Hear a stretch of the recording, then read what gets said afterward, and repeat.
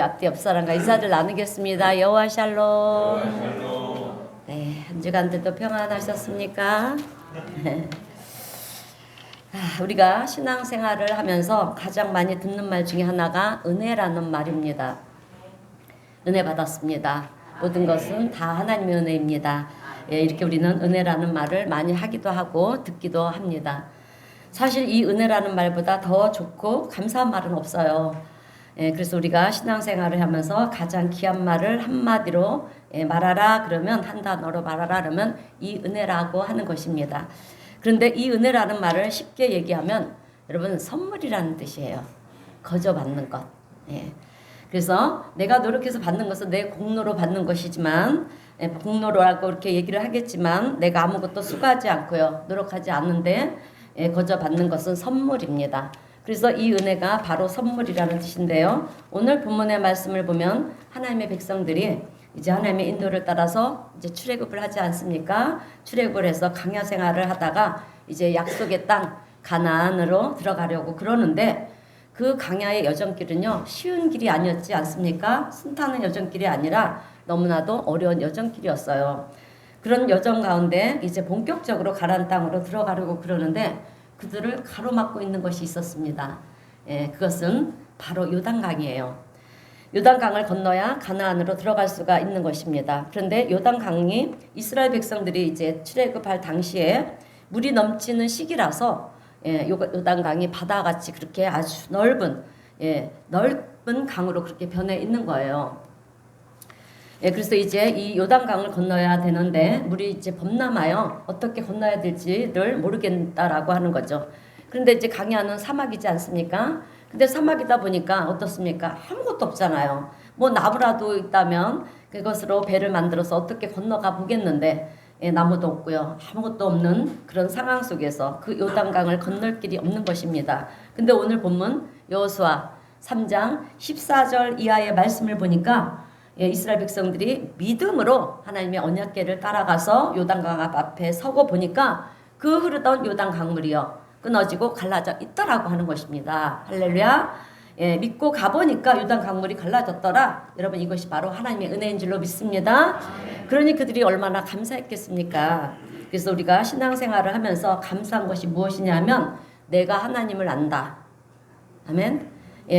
은혜를 베푸시는 하나님을 내가 안다라는 것은 큰 축복인데요. 내가 하나님을 알고 그 하나님의 은혜 가운데 하나님의 자녀가 되었다. 나는 하나님의 은혜 가운데 사는 존재가 되었다. 이 사실을 우리가 깨닫고 보면은요, 이것이 얼마나 감사한 일인지 모른다라고 하는 것입니다. 여러분, 다윗의 일생을 우리가 돌아보게 되면은요, 수많은 위기가 있었지 않습니까? 그래서 위기 때마다 다윗은 하나님 나를 불쌍히 여겨주세요. 하나님 나를 살려주세요. 그러면 그 위기 상황이요 평정이 되어져서 자기가 살게 되는 그런 것을 보면서 하나님의 은혜가 너무도 감사한 것입니다. 그래서 다윗은요 수많은 시편에 그 찬송시를 쓰지 않았습니까? 찬송시를 만들어서 이제 하나님을 찬양하는 것을 우리가 성경을 통해서 보게 되는데요. 수많은 시들 중에 시편 18편 2절 말씀을 보게 되면 이렇게 하나님을 노래하는 거예요. 우리 다 함께 시편 18편 2절 말씀을 다 함께 읽어보겠습니다. 시작. 여호와는 나의 반석이시요 나의 요새시요 나를 건지시는 이시요 나의 하나님이시요 내가 그 가운데 피할 나의 바위시요 나의 방패시요 나의 구원의 뿌리시요 나의 산성이시로다. 아멘. 여러분, 다윗의 고백을 보면은요 힘든 여정 가운데 있을 때 누가 좀 나를 내가 의지할 수 있는 그런 바위 같은 존재가 있었으면 좋겠다. 그러면 하나님이 나의 바위가 되어 주시고요, 또 위기를 만났을 때 나를 막아줄 수 있는 어떤 방패와 같은 그런 역할을 할 수 있는 것이 있었으면 좋겠다. 그러면요 하나님께서 방패가 되어 주셔서 자신의 삶을 보호하고 계신다는 것을 알게 되었다라고 하는 것입니다. 그래서 다윗은 늘 이런 찬양을 통해서 하나님이 나의 반석이 되시고 방패가 되시고 나의 요새가 되시고 이렇게 하나님을 다윗이 하나님을 노래하는 것을, 찬양하는 것을 우리가 볼 수가 있습니다.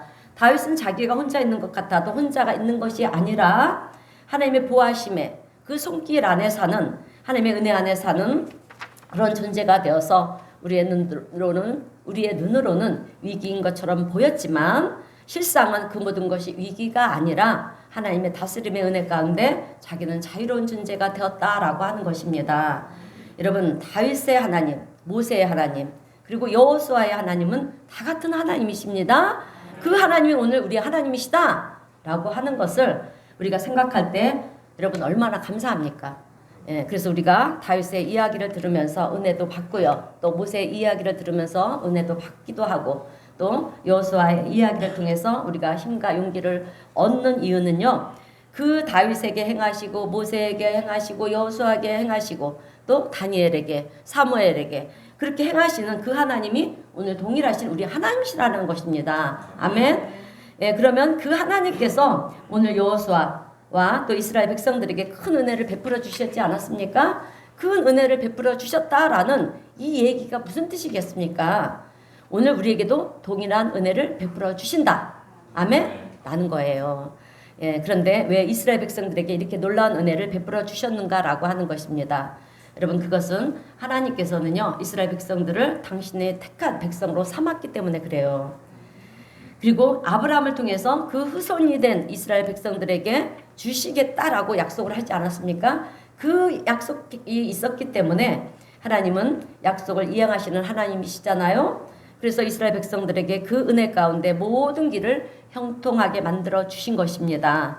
그러면 이 이스라엘 백성들은 하나님께서 택한 백성들이고 하나님의 약속을 유업으로 받은 백성들인데 그러면 오늘 우리는 우리는 어떤 존재냐라고 하는 거예요. 오늘 저와 우리 성도님들은요 예수 그리스도 안에서 하나님의 자녀가 된 존재인 줄로 믿습니다. 우리가 예수 그리스도로 말미암아 아브라함의 후손이 되었어요. 후손이 되어서 이제 아브라함의 유업을 잇게 되는 있는 자가 되었다라고 하는 것입니다. 이스라엘 백성들하고 동일한 조건의 존재가 된 거예요, 여러분. 이것은 하나님께서 이스라엘 백성들에게 이렇게 은혜를 베풀어 주셨다라고 하면 오늘 우리도 하나님의 은혜를 받는 이 완벽한 자격을 갖춘 존재라고 하는 사실을 우리 성도님들은 알아야 될 줄로 믿습니다. 예, 그래서 오늘 우리 성도님들은 말씀을 보면서요. 아, 하나님께서 요단강을 이렇게 가르쳤다라고 하면 오늘 우리의 문제의 요단강도, 그죠? 예, 우리에게는 우리의 삶 속에는 얼마나 많은 문제들이 있습니까? 물질의 문제가 있고요. 예, 자녀들의 문제가 있고, 가정의 문제가 있고, 사업장의 문제가 있고, 그죠? 일터의 문제, 뭐 관계의 문제 많지 않습니까? 예, 이와 같은 우리의 문제의 요단강도 하나님께서 가르실 것이다. 해결해 주실 것이다. 여러분 이것을 확신해야 될 줄로 믿습니다.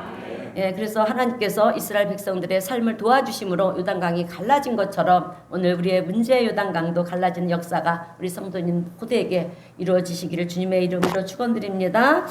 자, 여러분 하나님은 우리가 하나님의 백성이라고 하는 사실을 확인하는 방법이 있어요. 그래서 오늘 이스라엘 백성들에게도 너희들이 나의 백성이라고 하면 이것을 지켜라. 두 가지 말씀을 말씀하고 계시는데 그래서 저는 오늘 이 두 가지 말씀을 전하면서 함께 은혜를 나누려고 합니다. 이 말씀을 통해서 오늘 우리도 완벽한 하나님의 백성으로서 삶을 살아갈 수 있는 우리 성도님들이 되시기를 바랍니다. 첫 번째는 하나님의 언약궤를 따르라라고 하는 거예요. 예, 하나님의 언약궤를 따라가야 한다라고 하는 것입니다. 여러분 하나님의 언약궤는 하나님의 임재를 의미하면서 동시에 하나님의 말씀을 의미하는 거예요. 예, 오늘 보면 3절의 말씀을 보면 백성에게 명령하여 이르되 너희는 레위 사람 제사장들이 너희 하나님 여호와의 언약궤 매는 것을 보거든 너희가 있는 것을 떠나 그 뒤를 따르라 이렇게 말씀하고 있어요. 하나님께서는 이스라엘 백성들에게 너희는 하나님의 언약궤가 가는 것을 보거든 그 뒤를 따라가라. 언약궤를 따라가라라고 하는 것입니다. 여러분 사실 하나님께서는 이스라엘 백성들을 출애굽시켜서 광야에서 40년을 머물게 했습니다. 예, 40년 동안 머물게 하신 이유는 이스라엘 백성들을 훈련하기 위함이었어요. 예, 그런데 뭘 훈련시키시냐면 낮에는 구름기둥으로 또 밤에는 불기둥으로 그렇게 불기둥이 되어서 너희들을 인도할 터이니 너희는 그것을 앞서가지 말고 그 뒤를 따라오라는 것입니다. 그러니까 40년 동안 광야에서 구름기둥, 불기둥을 따라가는 연습을 시키신 거예요. 여러분 불기둥, 구름기둥은 무엇입니까? 하나님의 임재. 아까 얘기했잖아요. 하나님의 말씀이라고 얘기했잖아요. 그러니까 우리는 하나님의 말씀을 따라가야 된다라고 하는 것입니다. 앞서가지 말고 따라가야 된다. 옆에 길이 있다고 해서 옆으로 새지 말고 따라가야 된다. 예, 그 길이 험하고 어려운 길이라 할지라도 구름 기둥과 불 기둥이 인도하는 대로 따라가야 된다. 이 훈련을 시키셨다라고 하는 것입니다. 예, 하나님은 출애굽한 이스라엘 백성들을 40년 동안 광야에서 그렇게 훈련을 시키시고요. 이제 출애굽 2세대들이 이제 여호수아와 함께 요단강을 건너려고 할 때 똑같은 말씀을 하시는데요. 같은 말씀을 또 하시는 거예요. 이제는 이제 구름 기둥, 불 기둥이 아니라 하나님의 언약궤가 너희들보다 앞서갈 거야. 예, 그것을 보면 그것을 따라가라. 이제 이렇게 얘기를 해주시는 거예요. 여러분, 하나님은 왜 이런 훈련을 시키시는 것일까요? 우리는 때론 이런 불평을 할 때가 있습니다. 하나님 말씀대로 살아가기가 너무 어려워요. 너무 힘들어요. 사실 그래요. 예. 그냥 편하게 살게 해주시면 안 될까요? 왜 이 말씀을 꼭 따르라고 하십니까? 왜 우리에게 의무감을 부여시키십니까? 좀 자유롭게 살 수는 없는 것입니까? 이런 생각과 또 불평을 할 때가 있다라고 하는 거죠. 근데요, 여러분, 사실 실상을 놓고 보면 하나님께서 당신의 말씀을 따르라고 하는 것은요, 우리를 힘들게 하기 위해서, 어떤 의무를 부여하기 위해서가 아니에요, 여러분. 하나님의 말씀을 따라가는 길이 지름길이기 때문에 그래요. 아멘? 지름길인 줄로 믿습니다. 그래서 우리는 하나님의 인도하시겠다라고 하는 거. 그래서 우리를 하나님께서 인도하시겠다라고 하는 거예요. 우리를 의의 길로, 축복의 길로 인도하시기 위한 하나님의 배려라고 하는 것입니다. 우리는 인생을 살면서 사실 어디로 가야 할지 모른다는 것이에요. 우리의 인생이 어디로 흘러갈지 모르잖아요. 그래서 하나님은 우리가 모르고 헤매다가 사망의 음침한 골짜기로 그렇게 떨어지지 말고 내가 너희들을 인도할 터이니, 예, 내가 가는 길이 안전한 길이라는 것입니다. 그 길을 따라가게 될 때 하나님의 놀라운 축복을 우리가 보게 될 것이고요. 또 기적을 보게 될 것이고, 그 길을 따라가게 될 때 내가 너희들에게 주마 그렇게 약속했던 그 모든 축복의 말씀을 이루는 결과를 보게 될 것이다. 예, 내가 너희를 인도하는 것은 가나안으로 가는 길을 인도하는 것이 같지, 내가 너희들에게 이 길로 가라고 의무적으로 강요하는 것이 아니라는 것입니다. 그래서 예전에 우리는 하나님 말씀을 읽으면서, 예, 하나님의 은혜를 깨닫지 못할 때는 어떻습니까? 아니, 도대체 하나님은 왜 이렇게 살라고 그러는 거지? 세상 사람들이 사는 길로 갈 수도 있는 거지 예. 가면 왜 안 되는 거야? 내가 하고 싶은 대로 좀 내버려 두면 안 되는 것인가? 여러분, 이런 생각을 하다가 이제 우리 어느 순간에 우리가 은혜를 받지 않습니까? 예, 은혜를 깨닫고 나서 보니까 어떻습니까? 그렇게 세상적으로 살아봐야 다 헛된 것이구나. 여러분, 이거 깨닫지 않습니까?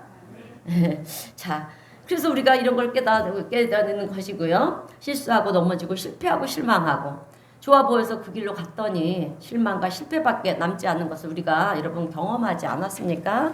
알게 되지 않았어요? 여러분, 하나님의 말씀을 따르라는 것은요, 우리에게 살 길을 보여주시기 위함이에요. 우리의 길을 인도하여 주시기 위함이라는 것입니다. 축복의 길로 인도하시기 위함이라는 것인데요.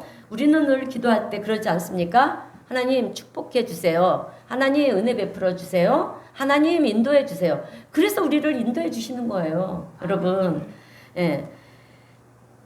그래서 우리가 하나님의 말씀을 따라가게 될 때 하나님께서 말씀하신 것처럼 놀라운 기적의 역사가 우리의 삶 속에 펼쳐지게 되는 것을 우리도 보게 될 줄로 믿습니다.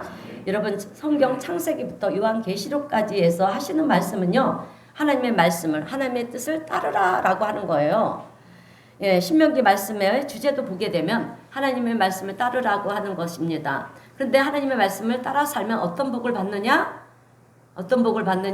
우리 신명기 28장 3절에서 6절 말씀을 보게 되면 우리 함께 읽어보겠습니다. 시작. 신명기 28장 3절에서 6절입니다. 시작. 성읍에서도 복을 받고 들에서도 복을 받을 것이며 내 몸의 자녀와 내 짐승의 새끼와 소와 양의 새끼가 복을 받을 것이며 내 강주리와 떠난주리도 복을 받을 것이며 내가 들어와도 복을 받고 나가도 복을 받을 것이니라. 아멘. 그러나 하나님의 말씀을 거절하고요, 내 뜻대로 내가 하고 싶은 대로 가면 어떻다라고 말씀하시냐면, 자, 신명기 28장 16절에서 19절입니다. 함께 또 읽겠습니다. 시작. 내가 성읍에서도 저주를 받으며 들에서도 저주를 받을 것이요 또 내 강주리와 떡반죽 그릇이 저주를 받을 것이요 내 몸의 소생과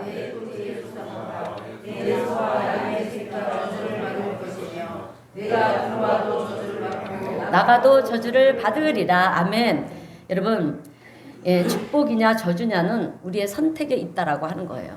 하나님은 이렇게 말씀을 주셨어요. 그러니까 하나님 말씀대로 따를 것이냐 내 뜻대로 갈 것이냐 우리의 선택이라는 것입니다. 그런데 우리는 거기에 대해서 어려운 길을 선택을 해가지고요 넘어져서 절망의 골짜기로 떨어지면 우리는 하나님 앞에 원망하고 불평하는데 그럴 자격이 없다라고 하는 거예요. 왜? 하나님은 이미 우리에게 옳은 길을 보여주셨고요 또 따라가라고 해답을 가르쳐 주셨기 때문에 그렇습니다. 그렇게 정답을 가르쳐 주셨는데도 우리가 사는 모습을 보면 정답을 따라가는 것이 아니라 여러분 내 맘대로 내가 살고 싶은 대로 사망의 음침한 골짜기로 라도 나는 좋사오니 하고 그렇게 간다라고 하는 거죠. 가서 떨어지고 넘어지고 힘들어지고 어려워지고 그러면 거기서 하나님 왜 나에게 이런 어려움을 주십니까? 말이 안 되는 얘기를 한다라고 하는 것입니다.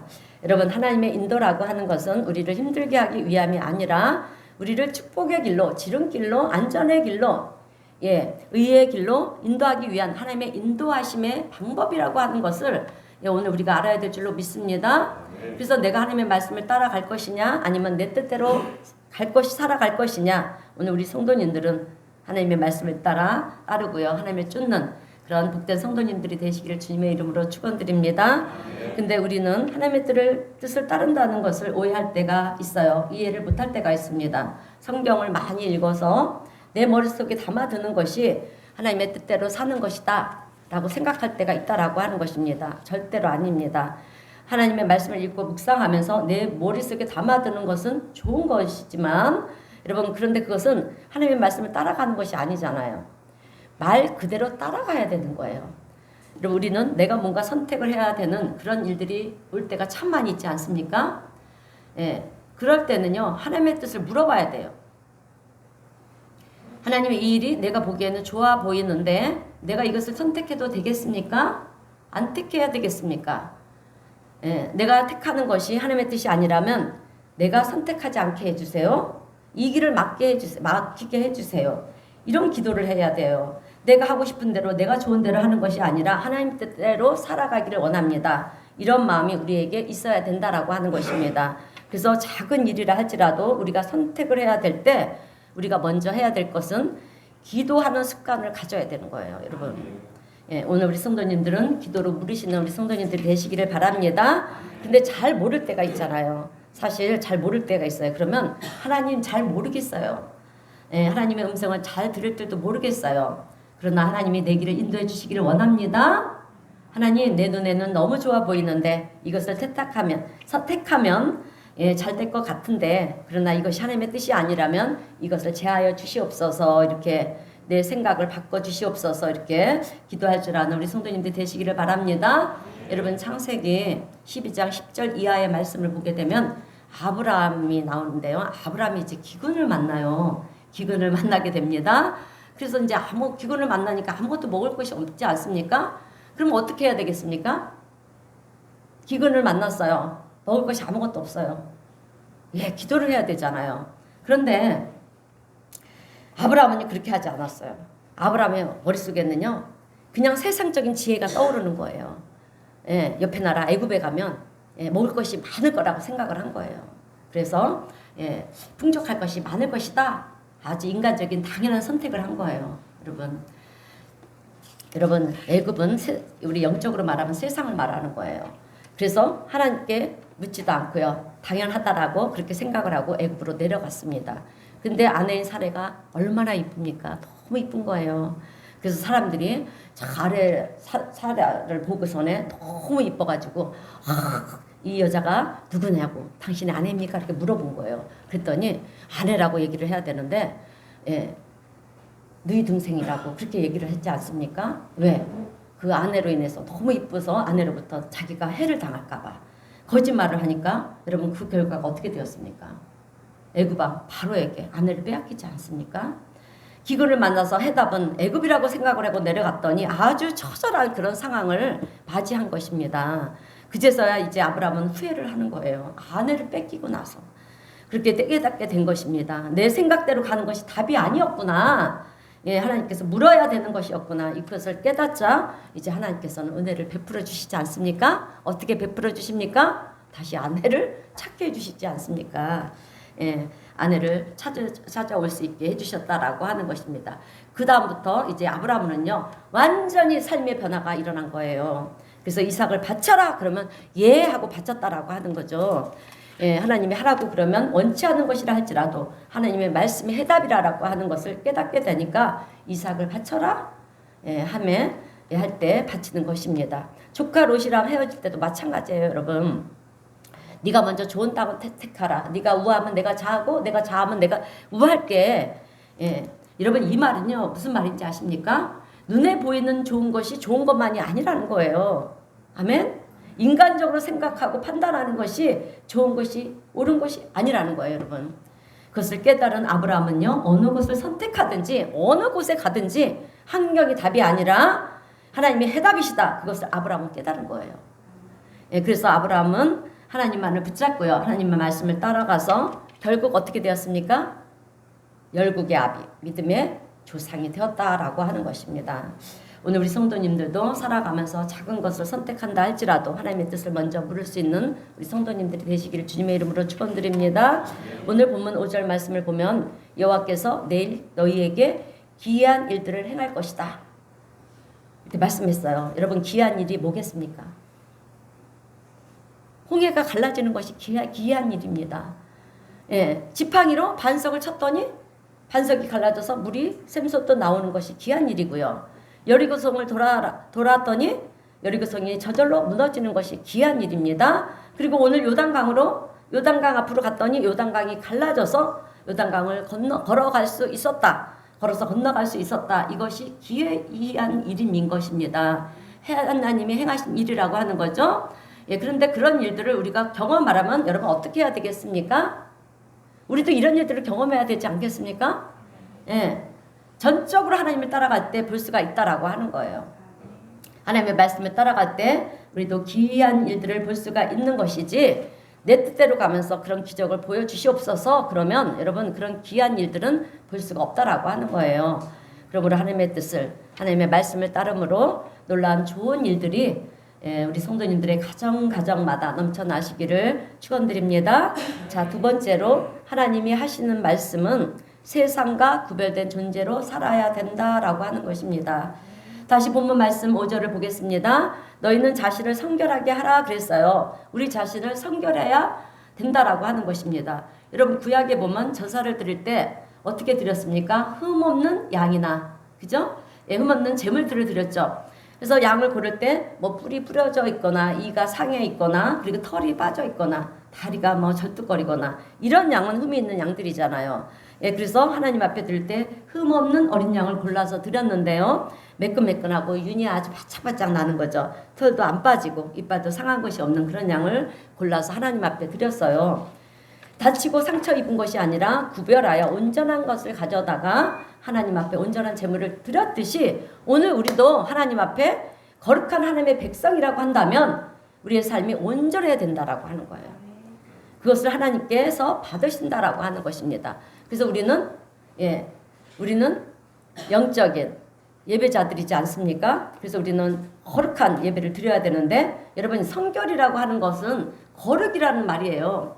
그러니까 거룩이라는 말은 구별하다라고 하는 뜻입니다.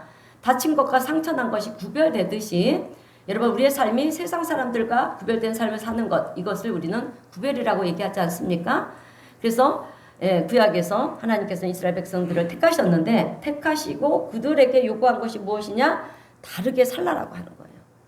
세상 사람들과 다르게 구별된 존재로 살아야 된다. 그것이 거룩이라고 하는 것입니다. 그리고 구별된 존재로 사는 방법을 가르쳐 주셨어요.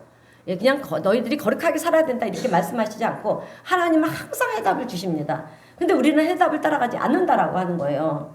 예, 그 해답을 가르쳐 주셨는데 구별된 존재로 사는 방법을 가르쳐 주셨는데요. 그것은 하나님께서 율법을 주셨어요. 율법을 주시면서 이 율법을 따라야 된다. 그런데 율법 속에는 제사가 있어요. 지금의 예배를 말하는 거죠. 그래서 제사를 드릴 때 너희들은 거룩하게 드려야 된다. 율법을 지키면서 제사를 지내야 된다라고 하는 거였습니다. 그리고 외적으로도 표징이 있었어요. 그것은 여러분 너희들이 세상 사람들과 구별되려면 할례를 받아야 된다. 할례예요. 할례. 예, 하나님의 말씀을 거룩하게 하나님의 제단에서 거룩한 예배를 드리고요. 그리고 또 할례를. 예, 그 당시에는 우리 여자들이 여러분 인정도 못 받은 시대였어요. 우리나라도 그죠? 조선 시대 뭐 그때 봐야 옛날 시대는 여자들이 정말 그렇게 인정받지 못할 시대였고요. 구약에서도 그래서 우리나라가 이스라엘 백성들하고 같은 점이 맥락이 너무 많다라고 하는 거예요. 그래서 제2의 이스라엘은 우리 대한민국인 줄 믿습니다. 그래서 할례를 받는 거예요. 할례가 뭔지 아시죠? 그 남자들만 받는 거잖아요. 그래서 할례를 받게 만들었어요. 다르게 만드신 거예요. 그리고 먹는 것도 세상 사람들은 이 잡식성 아무거나 먹으면 먹지만 너희들은 아무거나 먹으면 안 된다. 구별해서 먹어야 된다. 그래서 유대인들은 이 코셔법이라는 것이 있습니다. 부정한 음식은 먹으면 안 되는 거예요. 먹으면 되는 것과 먹으면 안 되는 것이 있었습니다. 그렇게 철저하게 음식을 구별했다라고 하는 거죠. 근데 거기서요 이슬람교가 배운 것이 뭔지 아십니까? 할례 푸드라는 것을 배운 거예요. 자기네만의. 그러니까 유대인들의 그 코셔법을 이용해서 자기네만의 이 할례 푸드를 만들었어요. 할례 푸드는 정한 음식만, 허용한 음식만, 아주 깨끗한 음식만 만들어서 먹는 거잖아요. 이것을 유대교의 전통 코셔법에서 배운 것입니다. 코셔는 수천 년 전부터 유대교에 내려온 전통이었습니다. 그래서 다니엘도 보게 되면 바벨론으로 포로로 끌려가잖아요. 그래서 어떻게 합니까? 제일 먼저 행한 것이 무엇인지 아시죠?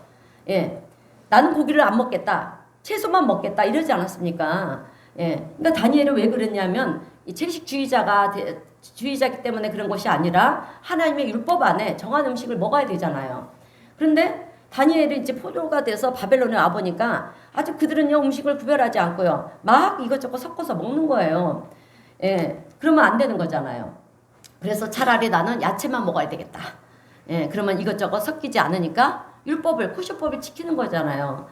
그 비록 나라가 망해서 바벨론으로 끌려왔지만 나는 하나님의 법을 지키고 유대인의 정체성을 지키겠다. 이런 마음, 이런 결단이 다니엘에게는 있었다라고 하는 것입니다. 어떻게 보면 음식을 가려서 먹는 것이 그렇게 대단한 것처럼 보이지는 않아요. 않을 수도 있어요. 그러나 하나님은요, 그런 작은 일까지도 지키려고 하는 이 다니엘의 그 마음을 하나님께서는 귀하게 보셨다라고 하는 것입니다.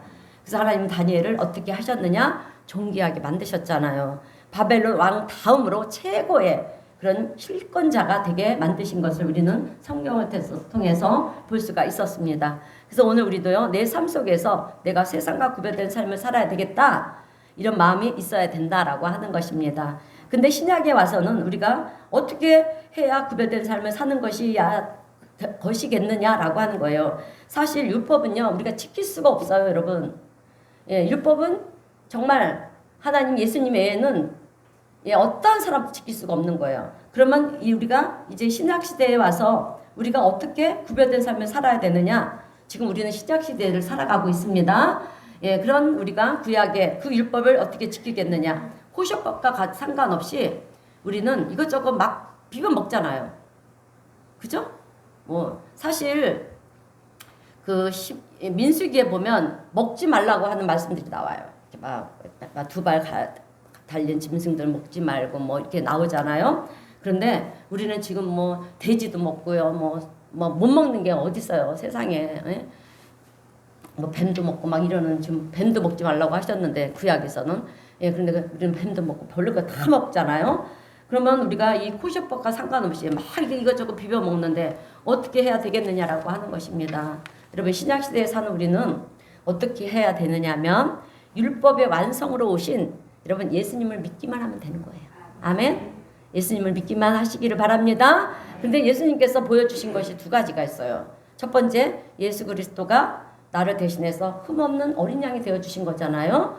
나를 대신하여 십자가에서 죽으심으로 나의 죄가 사함을 받았다는 것을 믿는 것, 믿음이라는 거죠.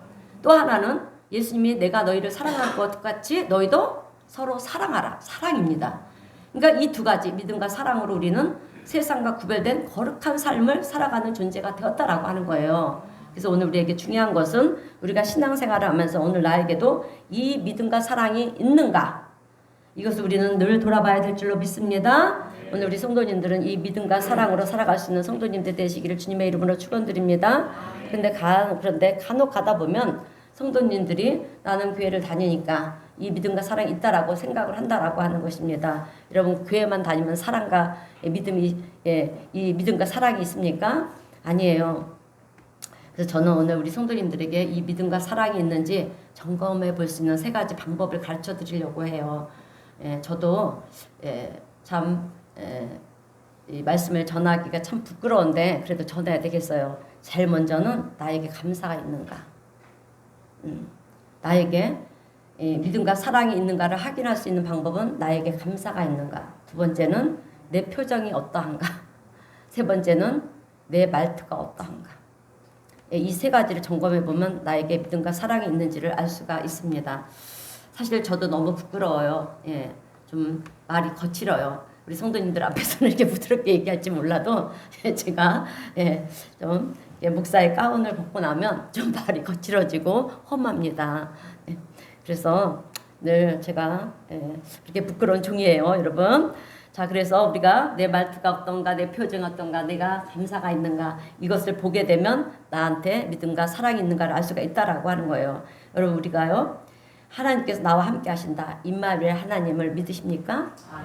이것을 우리 성도님들이 믿는다 그러면 내가 어떠한 형편과 처지에 있다 할지라도 우리는 감사한 마음을 가져야 한다라고 하는 거예요.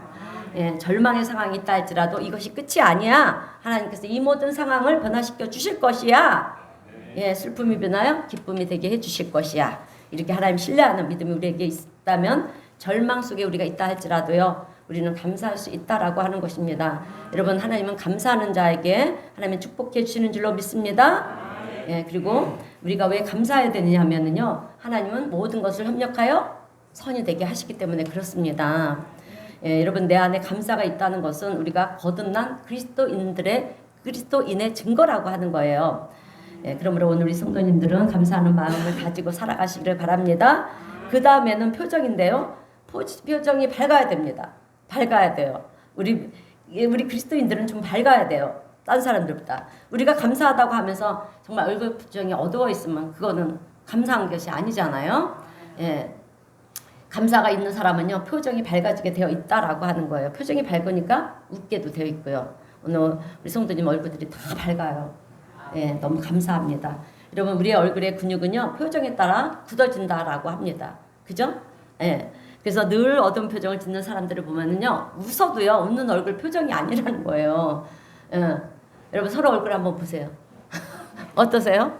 웃는 얼굴 표정입니까?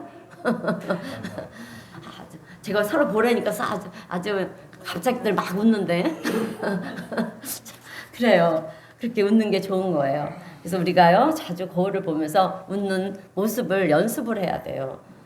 사실 저도 이렇게 주일날 정말 하나님의 은혜로 이렇게 방글방글 웃으면서 이렇게 설교도 하고 우리 성도님들 대하지만요 평상시에는 얼굴이 딱 굳어 있어요. 아주 또 제 얼굴이 자체가 또 차가운 얼굴이에요. 그래서 항상 웃어야 되는 얼굴이라는 거죠. 그래서 우리는요 우리의 모습 이 표정이 밝아야 되는데 내가 밝지 않다라고 하면 이 표정을 바꿔야 되는데 어떻게 바꿔야 되냐면 매일 거울을 보세요. 거울을 보고 웃는 모습을 항상 지어야 돼요. 그러다 보면 어느 순간 그게 습관이 되지 않겠습니까? 그래서 사실 우리는 늘 땅만 보면서 그렇게 한숨만 쉬면서 그런 습관이 우리에게 배어 있다 보니까 교회에 와서도 아멘 하면서도 인상을 쓰면서 아멘을 한다는 거예요. 할렐루야 감사합니다 고맙습니다 아멘 하면서도 인상을 쓰고 한다라고 하는 거죠. 그럴 때 하나님께서 뭐라 하실 것 같습니까? 너 진짜 감사한 거 맞냐? 그렇지 않겠습니까? 그죠? 자 여러분 우리나라 전통 탈 중에는 하회 탈이 있어요. 하회 탈. 그죠? 그 탈은 늘 웃고 있지 않습니까? 그것처럼 오늘 우리도 얼굴 근육이 웃는 근육이 되어야 할 줄로 믿습니다. 그래서 우리가 항상 웃으면 감사하면요. 주변 사람들로부터 어떤 소리를 듣겠습니까? 교회 다니는 사람들은 왜 저렇게 항상 웃는 거지? 나도 교회를 가볼까? 이러지 않겠습니까? 여러분? 그래서 그래서 항상 웃으면서 사는 저와 우리 성도님들이 되시기를 바랍니다. 세 번째는 이제 말이잖아요. 하나님의 은혜를 받는 사람들은 따뜻한 말을 해야 한다라고 하는 거죠. 격려의 말을 해야 되고요. 칭찬하는 말을 해줘야 됩니다. 왜냐하면 우리에게는 사실 말에 권세가 있기 때문에 그래요. 우리는 하나님의 형상대로 지음을 받았잖아요. 그러니까 하나님이 무엇으로 천지를 창조하셨습니까? 말씀으로 창조를 했어요. 우리는 하나님의 형상을 닮은 자들이에요. 그러니까 우리의 말에도 권세가 있는 것입니다. 그래서 우리는 항상 말을 조심해야 돼요. 예, 이것도 저도 부끄럽습니다.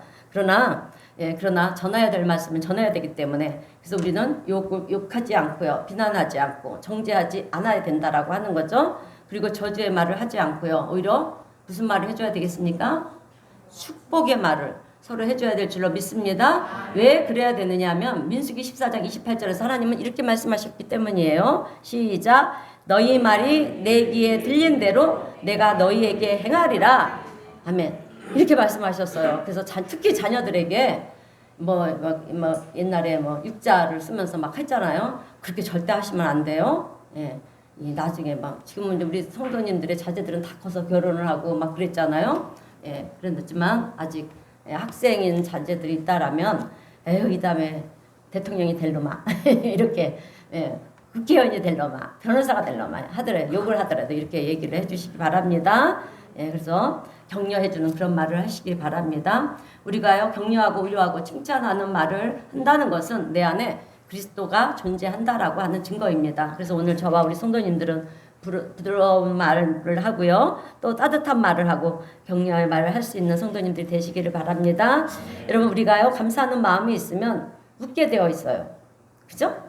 감사한 데가 어떻게 안 웃을 수가 있어요. 감사한 일이 많은데 어떻게 안 웃을 수가 있느냐라고 하는 거죠. 웃게 되면 우리의 말도 부드러워진다라고 하는 거죠. 그래서 감사와 표정과 말 이것이 결국 뭘 보여주는 거냐면 내 안에 예수 그리스도가 얼만큼 담겨져 있느냐 이것을 보여주는 것입니다. 이것을 다른 말로 말하면 성화의 삶, 성결한 삶이라고 얘기할 수가 있습니다. 우리 안에 감사가 있고요. 우리의 표정이 환하게 웃고 또 말을 할 때는 따뜻한 말을 하고 격려의 말을 하고 다정한 말을 하고 그럴 때 그 말 안에는 무엇이 담겨져 있느냐? 하나님의 사랑이 담겨져 있는 줄로 믿습니다. 그래서 하나님의 사랑이 담겨져서 전달이 되는 거예요. 그래서 그것을 통해서 세상 많은 사람들이 이제 하나님을 알게 되고요. 하나님을 찾게 되고 그로 인해서 우리는 하나님 앞에 영광을 올려드리는 그런 복된 인생의 삶을 살아가게 될 줄로 믿습니다. 이제 마무리하겠습니다. 오늘 우리 성도님들은 하나님의 말씀, 하나님의 뜻을 따르는 복된 성도님들이 되시기를 바랍니다. 그리고 늘 감사하면서 웃으면서 그리고 따뜻하고 다정한 말을 하시기를 바랍니다. 그것이 우리가 스스로 성결한 삶을 사는 여러분 비결이기 때문에 그렇다라고 하는 거예요. 우리가 그렇게 살아가게 될 때 하나님께서 이스라엘 백성들에게 너희들이 내일 기이한 일을 보게 될 것이다 이렇게 말씀하신 것처럼 여러분 하나님은 우리의 삶에도 기이한 기적과 축복을 여러분 베푸시는 그 은혜를 우리도 경험하게 될 줄로 믿습니다. 이 은혜가 오늘 우리 성도님 모두에게 있게 되시기를 주님의 이름으로 축원드립니다. 기도하겠습니다.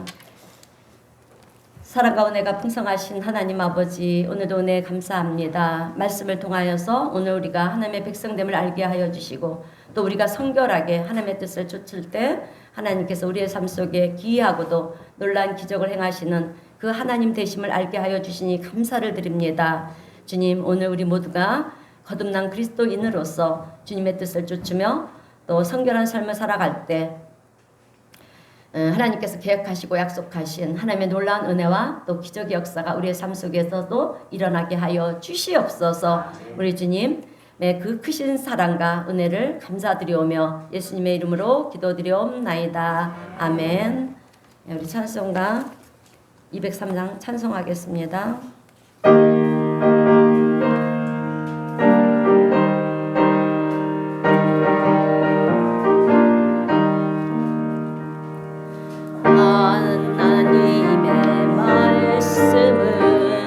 생명의 말씀이라 강야 같은 세상에 길 잃고 방황할 때 절망 중에 빠진 이모 하나님